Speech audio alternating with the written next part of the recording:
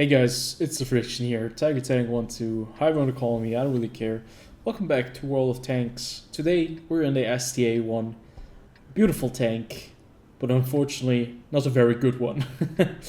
Although, just very recently I have actually uploaded a video where we did play the STA one and I did call it a very good tank. Well, maybe not very good, but I did call it a good tank. And I think this vehicle has kind of two faces. If you think about a lot of other tanks at tier 8, I think the STA one is probably not going to be the very first one that comes to mind. It doesn't really have the best armor, it doesn't even have any armor to be fair, but its 90mm gun is quite capable, especially with the 275mm pen on the heat shell for a tier 8 medium tank.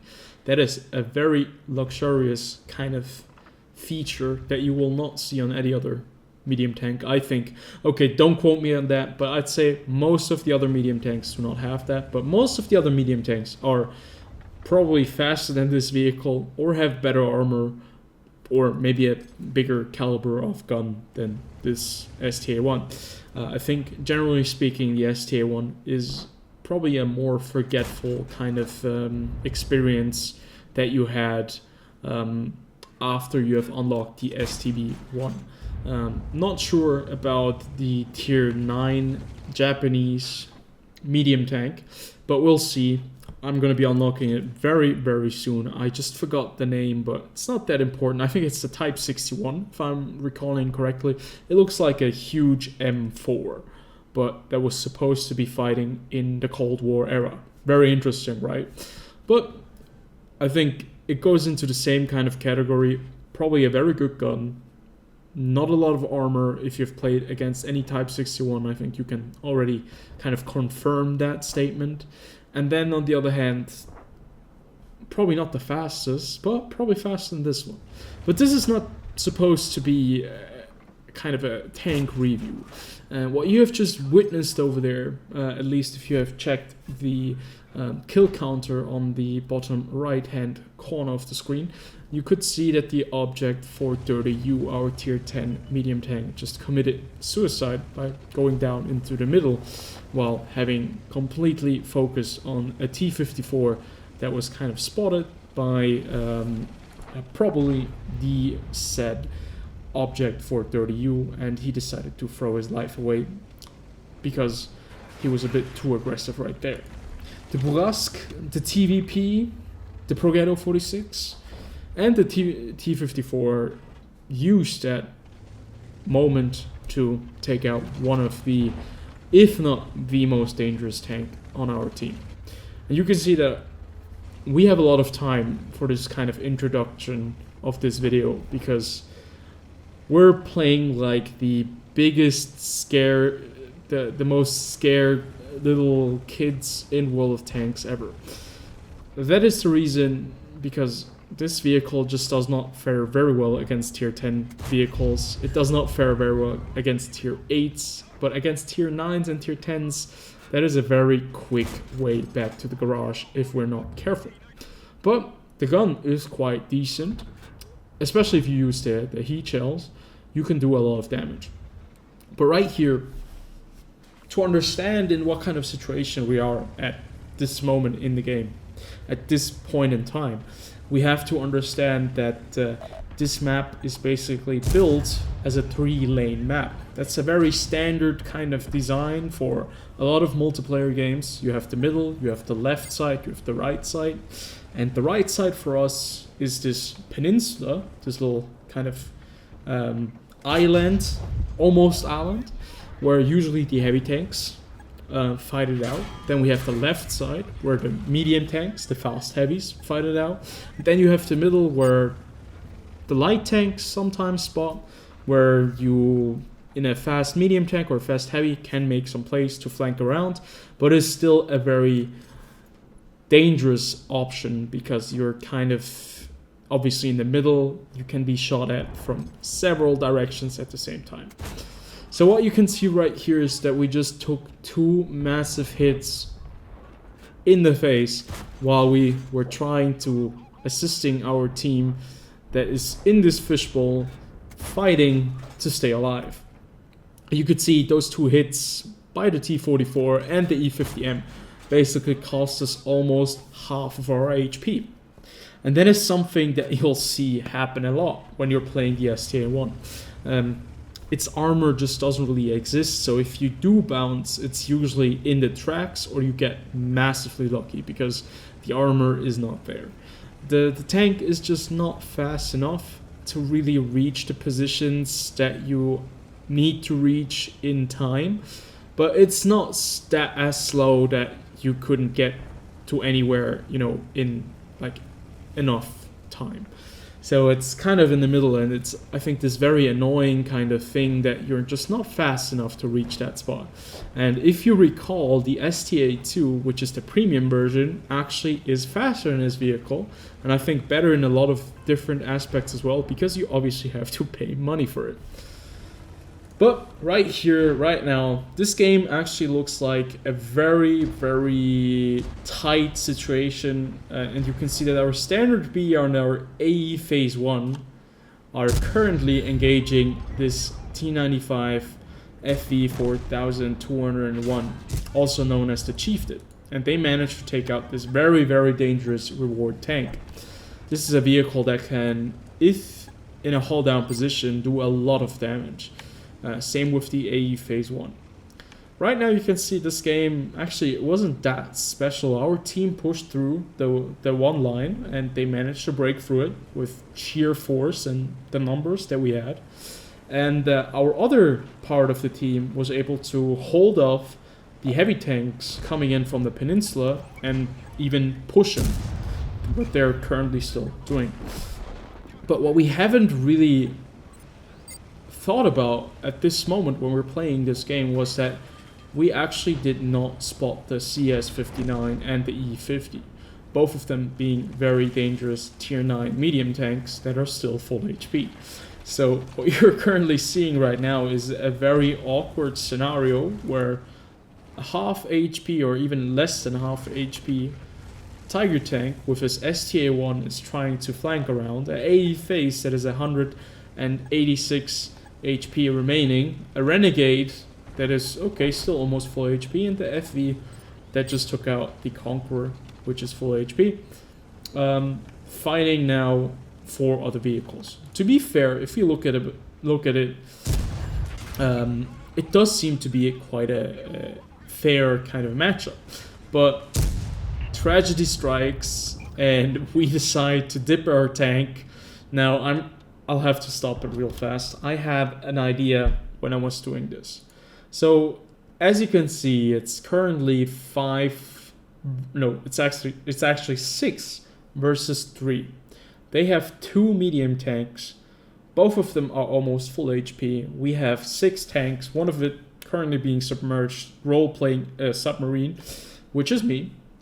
And the idea behind going into the water, because it was going to be a 6v3 situation, was that the E50 would be like, you know what, this game is almost over. Let me dip my toes into the fresh and cold water. The idea was he was going after me, crushing me underwater and getting the kill because the game is almost done. But this kind of idea on my part is going to be backfiring in just a second. The CS-59 just secures the kill very quickly there at the end. He manages to kill me before I drown, and you can see it actually looks pretty damn cool on the water. Now we have a situation where our FV as a tier 10, our Renegade, the AE Phase 1 and the T-42 have to go up against E50 and a CS-59. And the very interesting part is that the CS-59 is a very good player probably, because you can tell just by his movement. Instead of going into the offensive, he decides to fall back to assist the E50 with the T-42. And we know that this T-42, even though, I mean, it's almost full HP, this T-42 can still get completely destroyed by both of the CS59 and the E50. But luckily, our FV215B 183 comes to the rescue, knocks out the E50, who was situated in that spot right there, and now it has come down to a situation where 3 tanks have to engage 2 vehicles. And to be fair, we have the number advantage. It's basically 1 tank versus 2 tanks and an artillery piece, and 1 tank with 1 artillery piece. But it's always going to be difficult if you're in an FV because of the lack of mobility, but you have a T-42 with you.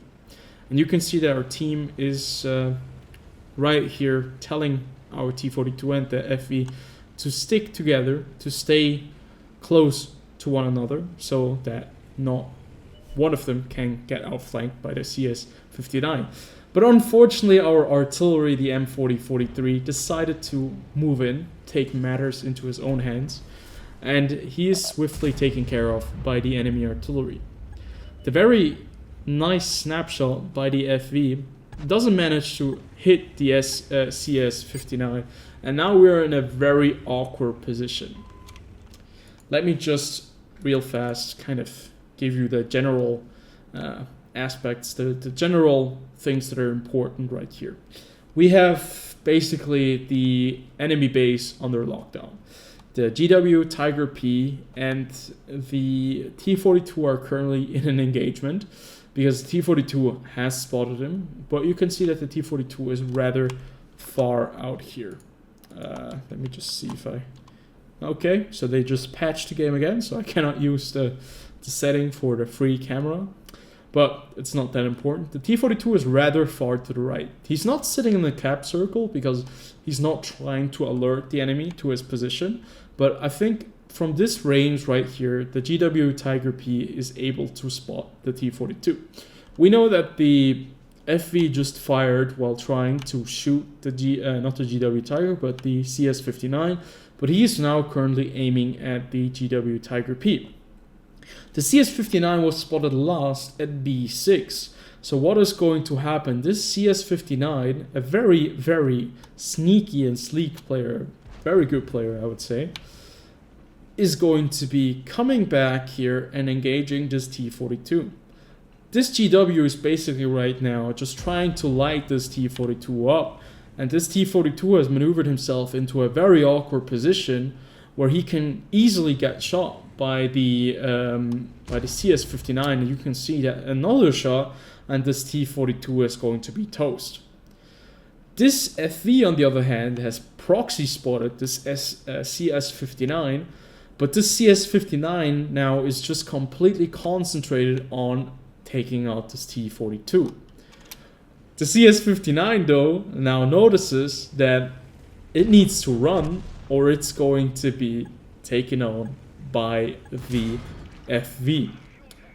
And if you're not careful and you're just sticking around for too long, you can see that the FV is going to take care of you. And this game, which was not very close at the end to be fair, or not at the end, but I'd say at the stage where we were able to break through their front lines, turned into a very close game in the end.